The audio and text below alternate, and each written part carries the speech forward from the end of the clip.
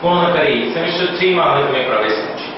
Semester 3 ધોરણ number 12 એટલે કે ખૂબ જ અગત્યનું સેમેસ્ટર 3 અને 4 છે. 3 સેમેસ્ટર જેમાં કુલ 8 ચેપ્ટર છે તમારી પાસે. એમાં પહેલું ચેપ્ટર આપણે હવે શરૂ કરી રહ્યા છીએ. નામ છે સંબંધ અને વિધેય. ચેપ્ટર થોડું અઘરું છે. સમજવા માટે થોડા વિશેષ કદના મગજની જરૂર છે. પણ ઓબ્વિયસલી તમે સાયન્સના 2 ચેપ્ટર તો ભણી ચૂક્યા, સોરી 2 સેમેસ્ટર તો ભણી ચૂક્યા છો અને એ સેમેસ્ટરમાં તમારું મગજનું કદ થોડુંક તો વધ્યું હશે. ઓકે, એવું માની અને હું તમને સેમેસ્ટર 3 નું પહેલું ચેપ્ટર લઈ રહ્યો છું. સેમેસ્ટર 3 ના પહેલા ચેપ્ટરમાં સંબંધ અને વિધેયની અંદર સૌથી પહેલા મેં 2 ભાગમાં એને વિભાજિત કરેલું છે. 2 ભાગમાં એટલા માટે વિભાજિત કર્યું છે કે સામાજિક સંબંધ અને ગાણિતિક સંબંધ.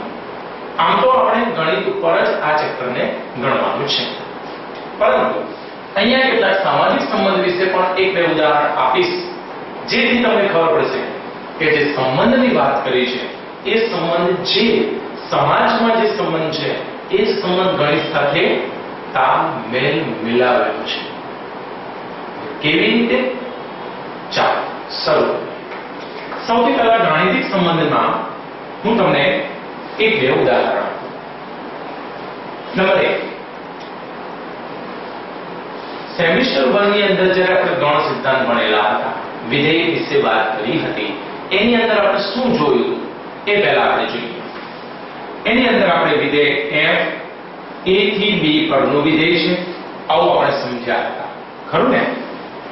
ગણ a અને ગણ b આ રીતે 2 ગણ હું આકૃતિ દ્વારા દર્શાવું છું. ગણ a ની અંદર 3 ઘટકો ધારો કે આપણે a b c મેળવીએ અને ગણ b ની અંદર 1 2 3 મેળવીએ તો a નો સંબંધ 1 સાથે, b નો સંબંધ 2 સાથે, c નો સંબંધ 3 સાથે. તો આ પ્રકારના સંબંધને આપણે એક સંગતતાવાળું વિધેય આપણે કહી શકતા હતા. એક સંગતતાવાળું વિધેય. ક્લિયર? ઓકે. વધુ આગળ વધતા એ જ તે વિધેય a થી b ગણ a ની અંદર 1 2 3, ગણ b ની અંદર કયા સભ્યો હશે એની વાત આપણે કરવાની છે. સેમેસ્ટર 1 ની અંદર તમે શીખી ગયા કે ગણ a ને પ્રદેશ કહેવાય, ગણ b ને સહપ્રદેશ કહેવાય અને કોઈક સૂત્ર દ્વારા, હું સૂત્ર આપું છું fx = 2x, કોઈક સૂત્ર દ્વારા આપણને વિસ્તાર મળે છે એ જોઈએ. ગણ a નો ઘટક 1 છે તો f1 નો જવાબ મને 2 મળશે, f2 નો જવાબ 4 મળશે, f3 નો જવાબ 3 દુ 6 મળશે. તો આ મારો વિસ્તાર છે 2 4 6. તો હવે આપણને એ ડિસાઈડ થઈ ગયું કે ગણ a ના સભ્યો 1 2 3, ગણ b ના સભ્યો 2 4 6. હવે બરાબર સમજો, આ વસ્તુ તમે શીખી ચૂકેલા છો. હવે આ ચેપ્ટર સાથે આ વસ્તુને કેવી રીતે આપણે જોડીએ છીએ એ બરાબર સમજો. મારો પહેલું લેક્ચર વારંવાર તમે જોજો, જેથી તમે સંપૂર્ણ કોન્સેપ્ટ ક્લિયર થઈ જાય. ઓકે? ગણ a માં 1 2 3, ગણ b માં 2 4 6. આટલા સંબંધો આપણે અહીંયા મેળવ્યા જે એક સંગતતા દર્શાવે છે. પરંતુ શું એકનો સંબંધ 2 સાથે જ થાય? શું એકનો સંબંધ 4 સાથે ન લઈ શકાય? એકનો સંબંધ 6 સાથે ન લઈ શકાય? શું 2 નો સંબંધ 2 સાથે, 4 સાથે કે 6 સાથે ન લઈ શકાય? કેમ ન લઈ શકાય? હું અહીંયા દર્શાવું તમને કે ધારો કે a ક્રોસ b આપણે કરીએ તો 1 2 3 ક્રોસ 2 4 6 તો આપણને જોડ મળશે 1 2 1 4 1 6. તે જ પ્રમાણે 2 2 2 4 2 6 અને તે જ પ્રમાણે 3 2 3 4 3 6 કેટલી જોડ મળી આપણે 9 જોડ પરંતુ આ સૂત્રનું પાલન કરતી હોય તેવી જોડ કેટલી તો તેવી જોડ છે આપણી પાસે 1 2 2 4 અને 3 6 ત્રણ જોડ છે તો અત્યાર સુધી આપણે જ્યારે ગણના એક્ઝામ્પલ એટલે કે વિધેયના દાખલા આપણે ગણતા હતા ત્યારે માત્ર એવી જ ક્રમયુક્ત જોડ પર પ્રકાશ પાડતા હતા કે જે ક્રમયુક્ત જોડ x થી y ના સંબંધ સાથે જોડાયેલી હોય. હવે તમને એમ લાગે y શું છે તો y છે fx બરાબર y યાની કે 2x બરાબર y.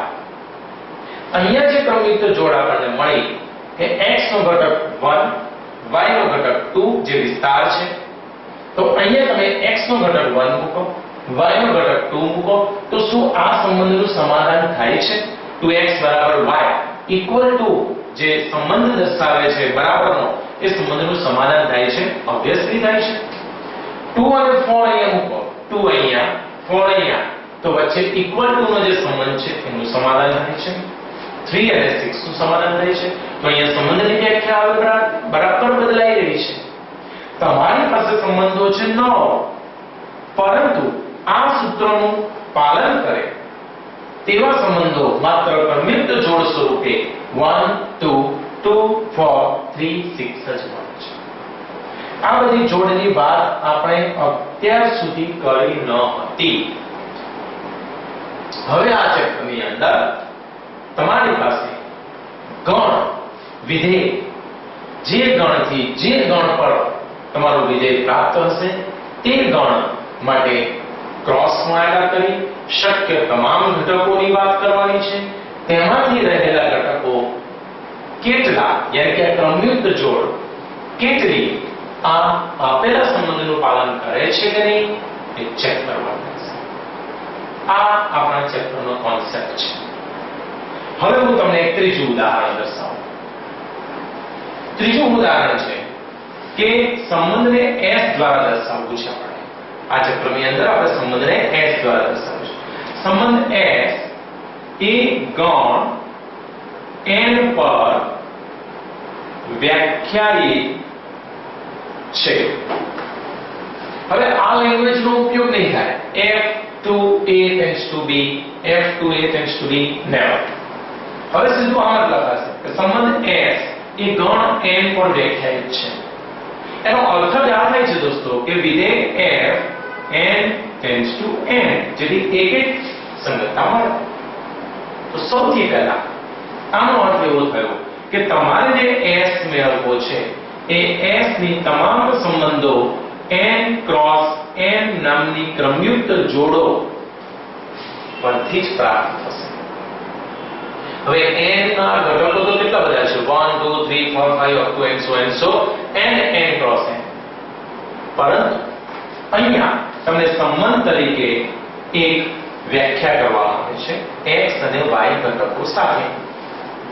s xy જ્યાં માનાંકમાં x y યુગ્મ પૂર્ણાંક છે. આ થઈ ગઈ સંબંધની વ્યાખ્યા. કયો સંબંધ x અને y વચ્ચે? x અને y વચ્ચે બાદબાકી કરી એનું માન કરવાથી જો અંશર યુગ્મ પૂર્ણાંક મળે તો તેવા જ ઘટકો આ s સંબંધનું પાલન કરે છે તેમ કહેવાય. અન્યથા બાકીના ઘટકો પાલન કરતા નથી. તો હવે આપણે જે ઘટકો આ સંબંધનું પાલન કરે એવા જ ઘટકોની વાત કરવી છે. તો સંબંધ s માં એવા કયા ઘટકો છે જે આપણને પ્રાપ્ત થશે? ધારો કે હું ગણ n માંથી 1 લઉં, બીજો જે ગણ n છે એટલે કે ક્રોસ ગુણાકાર છે એમાંથી હું 3 લઉં તો 1 અને 3 ની બાદબાકી કરો તમે તો શું થશે? -2 થશે. -2 નું માન શું થશે? +2 થશે. તો આન્સર +2 એ યુગ્મ છે. જો હું 1 1 જ ઘટક લઈ લઉં તો પણ એની બાદબાકી 0 થશે અને 0 યુગ્મ પૂર્ણાંક સંખ્યા છે. તે જ રીતે હું 2 અને 4 લઈ લો બરાબર, તો 2 અને 4 ની બાદબાકી કરશો તો 2 આન્સર આવશે -2, અને -2 ઓબ્વિયસલી યુગ્મ છે એનું માન 4 2 પણ લઈ શકાય દોસ્તો, એ પણ બાદબાકીનો આન્સર 2 આપે છે જેનું માન 2 છે, એ પણ યુગ્મ છે. તો આવી શક્ય કેટલી જોડ છે જે આ સંબંધનું પાલન કરે છે, તે બધી જ જોડ આ ગણ S માં આપણે મેળવી શકીએ છીએ. તો આપણો ગાણિતિક સંબંધ વિશે મારે તમને આટલું જ સમજાવવું હતું. સૌથી પહેલા દરેક વખતે તમને આ શરત જોવા મળશે કે સંબંધ S એ ગણ n પર વ્યાખ્યાયિત છે, સંબંધ S એ ગણ R પર વ્યાખ્યાયિત છે, સંબંધ S એ ગણ A પર વ્યાખ્યાયિત છે, સંબંધ S એ ગણ Q પર વ્યાખ્યાયિત છે. જો A પર વ્યાખ્યાયિત હોય તો S ઉપગણ A cross A, Z પર વ્યાખ્યાયિત હોય S ઉપગણ Z cross Z, Z cross Z, યાની કે આ રીતે તમને ક્રમયુક્ત જોડ મળશે x અને y ઘટકો દ્વારા, અને x અને y ઘટકોની ક્રમયુક્ત જોડો એ આપેલા સંબંધનું પાલન કરે તો એ S સંબંધમાં મેળવી શકાશે. અને આના ઉપરથી પછી આપણું ગણિત ચેપ્ટર 1 એનું સંબંધ અને વિધેયના દાખલા શરૂ થશે. ઓકે, હવે હું થોડોક ભાગ તમને સામાજિક સંબંધો માટે વાત કરીશ.